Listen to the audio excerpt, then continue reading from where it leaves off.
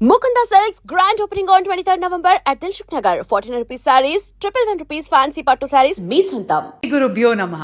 ప్రపంచవ్యాప్తంగా ఎంతోమంది అభిమానులతోటి 5 భాషలతో రిలీజ్ అవుతూ అసలు ఆ పేరు తలుచుకుంటేనే గూస్ బంప్స్, ఒక ఎమోషనల్ ఫీలింగ్, బోల్డ్ అని లాంగ్వేజెస్, ఇంత భారీ స్టార్ కాస్ట్, లొకేషన్స్ అండ్ ఒక గొప్ప మెసేజ్తో మన కోసం గ్రాండ్గా రిలీజ్ అయిపోతున్న చిత్రం అఖండ తాండవం December 5th. మరి ఈరోజు మన అభిమాన నటులతోటి ఈరోజు మాట్లాడుతున్నాం. Akhanda team is here. Balakrishna గారికి నమస్కారం. నమస్కారం. ఎలా ఉన్నారు సార్? బ్రహ్మాండంగా ఉన్నారు. Hi Samyuktha, how are you doing? I am good. తెలుస్తుంది ఖచ్చితంగా విడుదల కాబోతుంది, ఎలా ఉంటుందో ఆనందం. Totally. And Harshali, welcome. Thank you. So beautiful you are looking Thank you and so much. Welcome to Tollywood. Thank you. Nandamuri Balakrishna garu అంటేనే మాకు పిచ్చ అభిమానం. వాచ్ చేస్తున్న అశేష ప్రజానికానికి అఖండ 2 ఈ సంవత్సరంలో మాకు ఒక పెద్ద భారీ గిఫ్ట్. తెలుగు సినీ పరిశ్రమే కాకుండా 5 భాషల్లో. అది కూడా ఈ సంవత్సరం was a rocking year for you Bala sir. First పద్మభూషణ్లు అయ్యారు అండ్ ఈ సంవత్సరం భగవంత్ కేసరికి national award and world book of records. So 2025 ఎలా ఉండింది? చాలా బాగుండిందండి. ముందుగా నాకు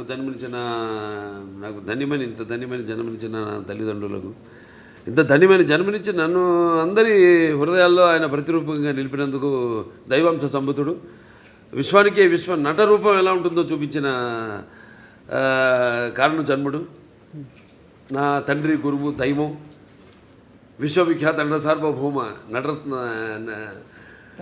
డాక్టర్ పద్మశ్రీ నందమూరి తారక రామారావు గారికి నివాళులు అర్పించుకుంటూ, అంటే ఆయన వారసుడుగా అటు సినిమాల్లో ఆయన మరబడిని ముందుకు తీసుకెళ్తూ అటు అన్ని రకాల సినిమాలు, అటు పౌరాణికాలు కానివ్వండి, జానపదాలు కానివ్వండి, సాంఘికాలు కానివ్వండి, సైన్స్ ఫిక్షన్స్ కానివ్వండి, ఇటువంటివన్నీ కూడా ముందుకు తీసుకెళ్తున్నందుకు చాలా సంతోషంగా ఉంది. వాటిలన్నిటికీ ఇటువంటి ప్రశంసలు కురిపిస్తున్నందుకు అటు ముందుగా దానికి మూల కారకులైన ప్రేక్షక దేవుళ్ళకి అందరికీ మేము చేసిన ప్రతి ప్రయత్నాన్ని ఆదరించి అభిమానించి ఇటువంటి ఘన విజయాలు అందించినందుకు ప్రేక్షక దేవుళ్ళందరికీ నా హృదయపూర్వక కృతజ్ఞతాభివందనాలు, కళాభివందనాలు తెలియజేసుకుంటున్నాను. ఇదే మన తెలుగు వారి ఒక ప్రత్యేకత. నాన్నగారి దగ్గర నుంచి కూడా ఆయనతోనే మొదలైంది. ఒక కొత్త రకపు సినిమాలు అందించడం, ప్రయోగాత్మక చిత్రాలు ముందే ఊహించి, అంటే ఒక 10 ఏళ్ళ ముందు ఎలా ఉండబోతుందని ఊహించి అటువంటి ప్రయోగాత్మక చిత్రాలు ఆయన మొదటి నుంచి చేయడం, దాని ప్రజలు ఆదరించడం, అంటే వెన్ను తట్టి ఇంకా ఇటువంటి మంచి సినిమాలు ఇవ్వండి అని అభినందించడం, ప్రోత్సాహాన్ని ఉత్సాహాన్ని ఇవ్వడం. సో ఆ వరవడిలోనే ఈ యొక్క ఆయన ఈ పరంపరను ముందు తీసుకెళ్తున్నందుకు సో అటువంటివన్నీ ఓకే, చాలా సంతోషం. అటు కేంద్ర ప్రభుత్వం నన్ను ఒక నటుడిగా గుర్తించి ఇన్ని రకరకాల విభిన్నమైన పాత్రలు చేసి ఇన్నేళ్ళు 50 సంవత్సరాలు, అసలు మన ప్రపంచ చరిత్రలోనే అది ఎక్కడ ఏ భాషలోనూ ఎవరికి సాధ్యపడని 50 ఏళ్ళు హీరోగా నటించడం,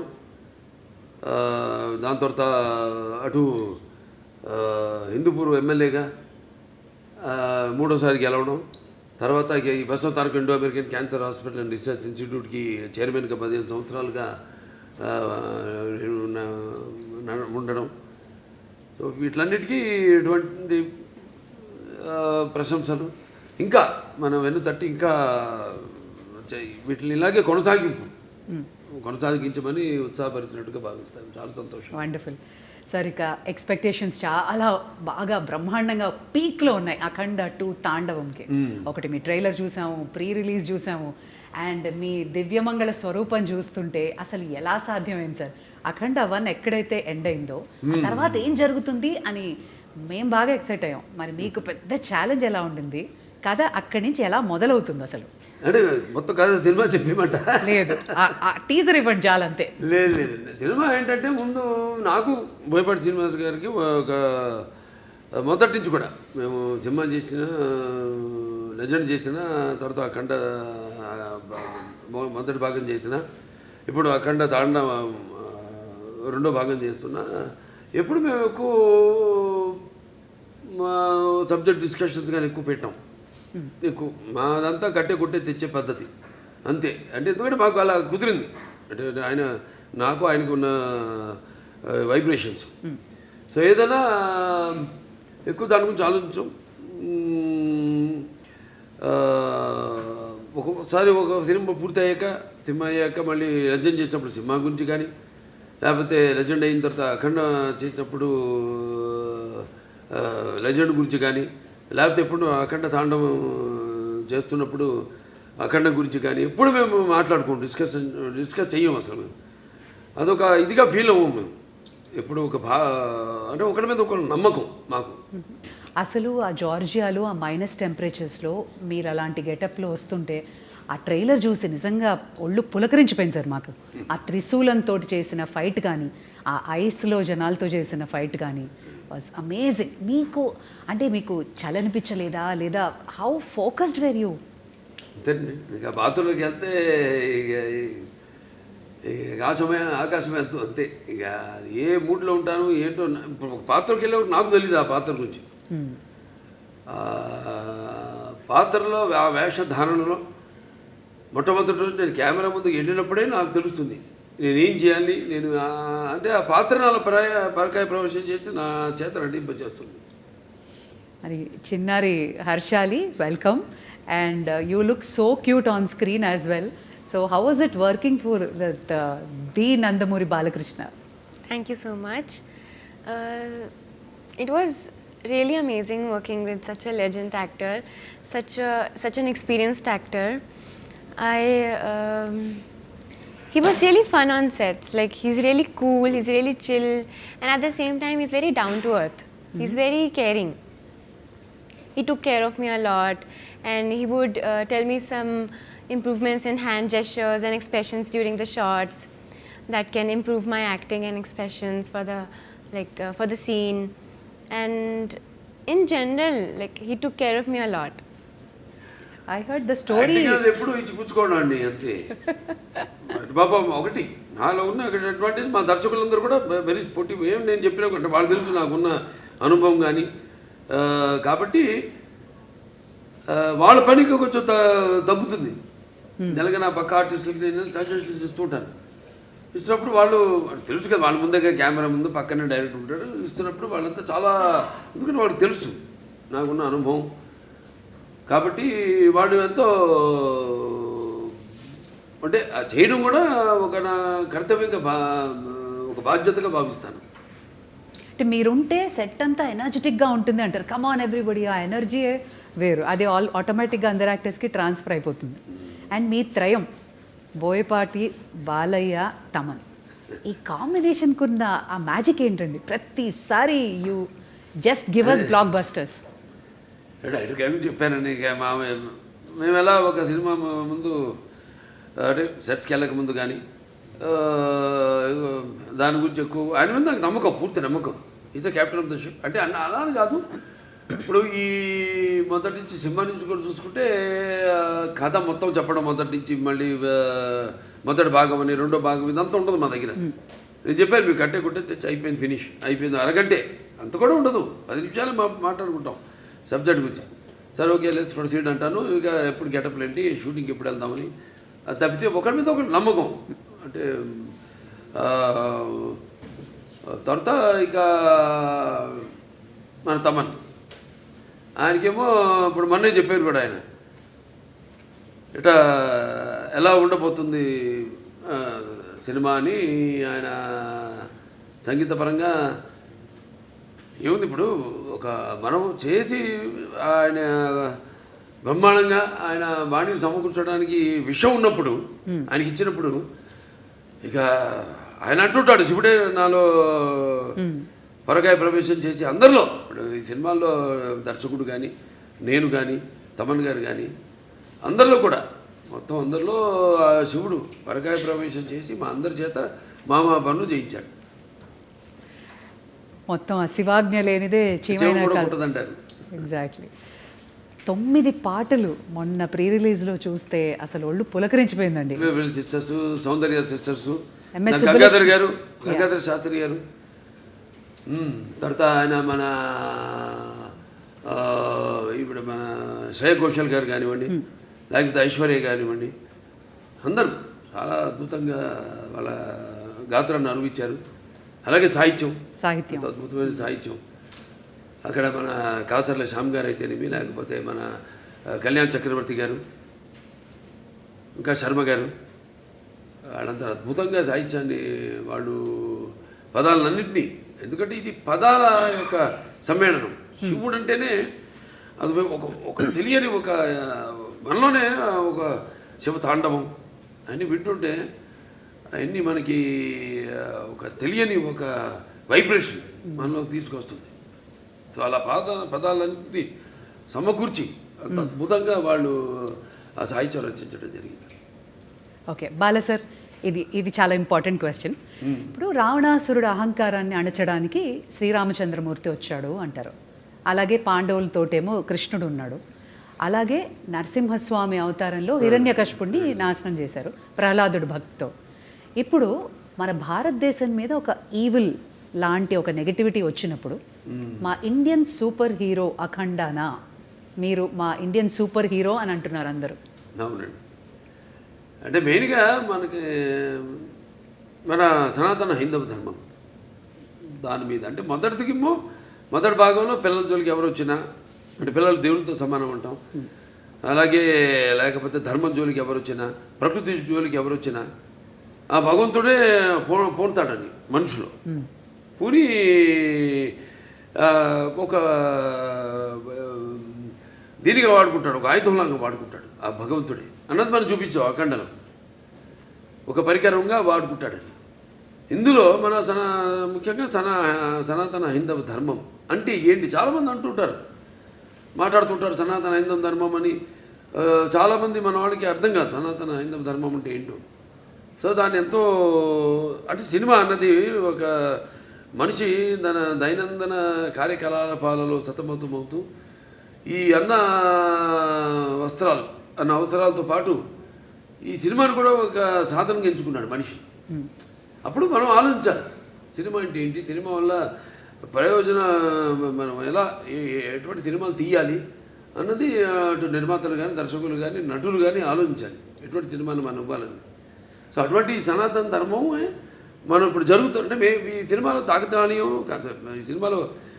ఈ సినిమా కాకతాళీయమో యాదృచ్ఛికమో మొదలుపెట్టిన దగ్గర నుంచి, మొదలుపెట్టిన దగ్గర నుంచి ఏవైతే ఈ సినిమాలు పొంచి పెట్టామో అవన్నీ కూడా త్వరతో జరిగినాయి కళ్ళ ముందు. అది విశేషం. సో ఇప్పుడు హైందవ ధర్మం అంటే ఏంటి, దాని యొక్క శక్తి, దాని యొక్క గౌరవం, దాని యొక్క పరాక్రమం ఏంటి అన్నది. దాని తర్వాత మన సనాతన హైందవ ధర్మానికి మూలాలైన సత్యం కోసం పోరాడాలి, ధర్మంగా మనం జీవించాలి, లేకపోతే అన్యాయం ముందు మనం తల వంచకూడదు, ఇవన్నీ. సో చాలా అది నేను చెప్పినట్టు యాదృచ్ఛికమో కాకతాళీయమో. సినిమా షూటింగ్ మొదలుపెట్టి మాకు తెలుసా ముందు మేము ఏదైనా బ్రహ్మంగారమా లేకపోతే నాస్ట్రాడామస్మా ముందే ఇట్లాంటి జరుగుతాయని చెప్పడానికి, లేకపోతే తీయడానికి, సినిమాలు పొందుపరచడానికి. సో మేము మొదలుపెట్టాక అన్నీ జరిగినాయి. ఇప్పుడు మొన్న ఇక్కడ కాశ్మీరు గుల్మార్గ్లో అయితే జరిగింది, అవన్నీ మేము ముందే షూట్ చేసాము ఇక్కడ ఈ సినిమాలు, త్వరతో జరిగినాయి అవన్నీ. సో అలా ఇది కాస్మిక్ దేనికైనా అదే శివుడాజ్ఞ లేనిదే ఇంతకుముందు అనుకున్నాం చేమ కూడా కుట్టదన్నట్టు ఆయన మమ్మల్ని అందరిని ఎంచుకున్నాడు, ఆయన పరికరాలుగా మమ్మల్ని అందరిని ఎంచుకుని ఇటువంటి సినిమాని తీసి ప్రజలకు అందించండి, ఒక మంచి సందేశాన్ని, మన సనాతన హైందవ ధర్మాన్ని ఏంటన్నది భవిష్యత్ తరాలకు తెలిసేలా దాన్ని ప్రచారం చేయమని మాకు ఈ సినిమాని అప్పగించినట్టుగా నేను భావిస్తున్నాను. ఖచ్చితంగా సంయుక్త అందమైన రూపమే కాదు హావభావాలు కూడా ప్రకటించడం. అండ్ ఈ సినిమాలో మీ పాత్ర ఏదైతే ఉందో మహిళలకి సంబంధించి కానీ వాళ్ళని ఇన్స్పైర్ చేసే పాత్ర లాంటిదా, లేదా ఆ యాంగిల్లో ఎలా ఉండబోతుంది మీ క్యారెక్టర్? నో అది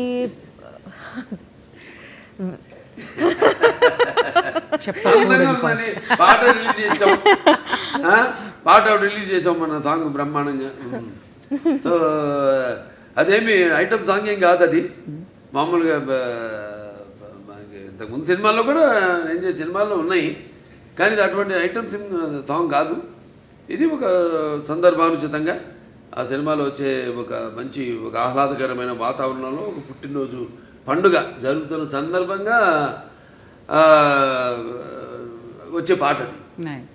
ఇది డైరెక్టర్ గారు ఎలా రాశారంటే, నా క్యారెక్టర్ గురించి నేను ఏమైనా చెప్తే అది స్టోరీ లైన్ నేను చెప్పాలి. ఓకే, అది ఇలా అవుతుంది ఈ సీక్వెన్స్. సో నాకు ఒకటి ఏంటంటే my character will come in a very very strong important sequence in this film. So కొంచెం సర్ప్రైజింగ్ ఫ్యాక్టర్ ఉంటుంది. I'm looking for his expression because I don't know if I don't want to reveal anything స్టోరీలో ఉన్నది. కానీ ఒక surprising మూమెంట్లో ఒక surprising factor లాగా my character will come. It will be very different. నేను ఇలా ఒక క్యారెక్టర్ ఇట్లాంటి ఒక సీక్వెన్స్ నేను ఇప్పటివరకు నేను చేయలేదు. అబ్సల్యూట్లీ. ఇలాంటి సినిమాల్లో కొంచెం డివైన్ ఎలిమెంట్స్ ఉన్నప్పుడు ఏమైనా రెఫరెన్సెస్ తీసుకోవడం, హోంవర్క్ చేయడం లాంటి జరిగిందా? No, fortunately, I don't have to do any extra homework for something related to this. I mean, because that's something that's part of my life. So just because I'm doing a film, I don't have to do an extra homework because this is part of my life. ఇప్పుడు నేను వేరే ఏమైనా ఒక police character అట్లాంటి ఏమైనా చేయాలంటే నేను homework చేయాలి దాన్ని బట్టి. But this is like I was very excited. First of all, when this movie was first part release అయ్యేప్పుడు I was just entering Telugu cinema. So మనం కొంచెం అలా ఆలోచిస్తే విల్ బీ లైక్ పెద్ద హిట్ అని తెలుసు అప్పట్లో. And when we know that ఆ hype ఆ టైంలో రిలీజ్ అయిన తర్వాత ఆ హైప్ అవన్నీ చూసి మనం అనుకోలేం కదా, కొన్ని యూనో ఇయర్స్ తర్వాత మనకి కూడా సెకండ్ పార్ట్ వస్తే మనకి ఒక క్యారెక్టర్ మంచి క్యారెక్టర్ ఉంటుంది. Will not think all that. So అలా ఆలోచిస్తే that in the bigger picture it all feels good and nice. Exactly, I was about to ask. First చూసినప్పుడు అఖండ చూసినప్పటికే అందరికీ అసలు ఒక యూఫోరిక్ మూమెంట్ వచ్చేసింది సార్ని చూసి. అవును.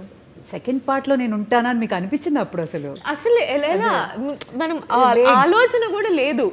C so it was a surprise. First of all నేను నాకు ఈ కాల్ ఈ క్యారెక్టర్ ఎలా యాడ్ చేశారు, because in the first part there is a different heroine and then how that is transitioning. So I'm not we are not paired in this movie. So I play a very important character.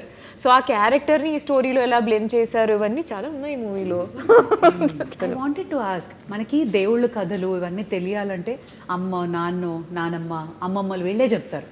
మీకు అలా ఎవరైనా చెప్తారు? Okay, so మా చిన్నప్పుడు మా తాతగారు used to tell me stories. కానీ మా అమ్మమ్మకి ఒక్కటే ఒక స్టోరీ తెలుసు, Hiranyakashipu. So she used to do this. ఎప్పుడు నేను అడిగినా but I used to have listen to that, I'm not exaggerating, some 500 times. అదే కదా, అదే కదా. She only knows one poem she used to tell me, and this Prahaladudu. And then she used to make that into a child, అంటే ఒక చిన్న పిల్ల. నేను చిన్నప్పుడు how she used to say is in the story they'll ask, no, is he inside this pillar? Then so my amma used to be it like, is he there in the fan? Yeah. Is your God there in the fan? So అలా మార్చుకుని she used to tell that story అనమాట. But my grandfather used to tell me a lot of story. But other than that I used to read a lot. అందుకే ఈ రోజుకి చూడు భలే గుర్తుండిపోయింది. Fan చూసినప్పుడు హిరణ్యకశిపుడు గుర్తొస్తాడు. No, not that. Other than that also I have read Mahabharata. So I read it on my own. Amazing. ఆవిడకి ఆధ్యాత్మిక చింతన ఎక్కువ బాగా పర్యటిస్తూ ఉంటుంది. ఈ ఏవైతే ఈ క్షేత్రాలు ఉన్నాయో, పుణ్యక్షేత్రాలు ఇవన్నీ very religious you are. And just telling her that you keep on touring. అవునండి. ఇవన్నీ బాగా పుణ్యక్షేత్రాలు. Yes, I do. But more than that, my sadhana is a very different journey. So I learned Kashmiri Shaivism. So that learning is there on so మీ లైఫ్లో కూడా శివుడు ఉన్నాడు. 100%. That's what brought you here in to this project. Yeah, that's for me. Cosmic energy అంతే, cosmic energy. See, for me, it's a reality. For me, the Shiva or Shakti is a reality with which I live. So it's not an extra force. It's not a myth. Obviously, it's my existence. It's in my breath. Beautiful. You're almost in the spiritual journey. Not almost. I was always in the spiritual journey from a very young age, and then I've been learning and practicing Kashmiri Shaivism for the last 5 years. Yeah, but never said that in any interview. We got it.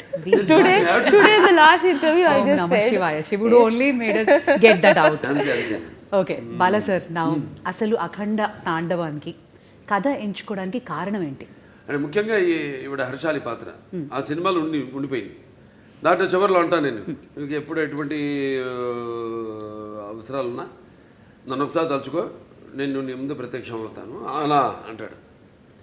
అది ముందుగా మాకు అది ఒక తీగ లాగితే డొంక కదిలింది అన్నట్టు ఆ పాత్ర లాగితే మొత్తం కథ అంతా వచ్చేసింది మాకు.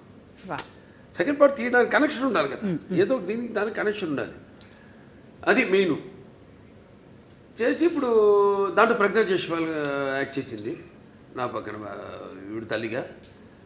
కానీ ఆ పాత్ర ఇందులో ఉంటే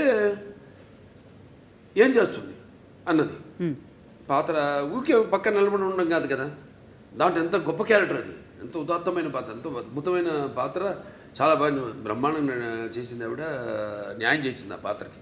ఆ పాత్ర ఇప్పుడు ఈ సినిమాలో ఏం చేస్తుంది మనం ఆలోచించాం అంతే. అంటే మేము చెప్పా కదా, నేను ఎక్కువ ఆలోచించాలి, ఎక్కువ ఉన్నాను, ఆ పాత్ర ఏమవుతుందని ఆలోచించి ఫోటో కట్టేసాం, దండేసేసి కాల ప్రవాహంలో శివకి అయిపోయింది, లింగకి అయిపోయింది. లేకపోతే సినిమా నిడివి ఏదైతే మన కోలమానం ఉంటుందో సినిమా ఎంతసేపు మనం కూర్చోబెట్టాలి, జనాన్ని అన్నది ఇంపార్టెంట్. ఇవాళ చూస్తున్నాం 3 గంటలు దాటిపోయి సినిమాలు, కథ ఉంటుంది కానీ ఒక చిన్న పాయింట్ దాన్ని 3 గంటల పైన సినిమాలు ఏంటో అర్థం కాదు. మేము ఇప్పటికి ఇంత పెద్ద సినిమా తీసి, పెద్ద సినిమా అంటే ఎక్స్పెక్టేషన్. ఇప్పుడు దాంట్లో ఎందుకు పెద్ద అంటున్నానంటే, అఖండ మొదటి భాగం విడుదలైంది కోవిడ్ టైంలో, పాండమిక్ టైంలో. ఇప్పుడు ఎవరికి ధైర్య సాహసాలు, వాళ్ళ సినిమాలు విడుదల చేయడానికి ఎవరికి అంత ధైర్య సాహసాలు రాలేదు. చూస్తారా అసలు జనం బయటకు వస్తారా, ఆ మూడ్లో వచ్చి చూస్తారా అన్న ఒక భయం, ఒక ధైర్యం లేక, అప్పుడు మేము ఈశ్వరుడి మీద భారం వేసి సినిమాని రిలీజ్ చేయడం జరిగింది.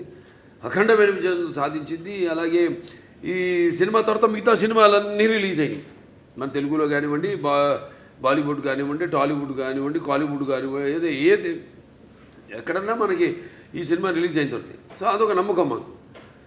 సో ఈ సినిమాలో మీ పాత్ర ఉంది కాబట్టి ఈ నీడివి అన్నది ఒక చాలా ఇంపార్టెంట్. నాకు మామూలు సినిమాల కంటే కొంచెం పెట్టుకుంటా ఎక్స్ట్రా, ఎందుకంటే నా సినిమాలన్నీ కొంచెం లార్జర్ దెన్ లైఫ్ అన్నీ. ఈవిడ ఎలా వచ్చింది మళ్ళీ ఆ సినిమాలోకి అంటే ఈ తండ్రి దగ్గర రావడం, దాంతో అఖండతో పెద్దనాన్నతో ఎలా ఈవిడికి అంటే ఎలా కలవడం జరుగుతుంది, అందులో ఈవిడ పాత్ర ఏంటి, ఇవన్నీ అంటే చెప్పినట్టు ఇప్పుడు మూసుంత వరకే. ఒకసారి తెరిచేసామా అంతే, మొత్తం అంతే కథంతా మీరు చూస్తారు, సినిమా థియేటర్లో చూస్తారు.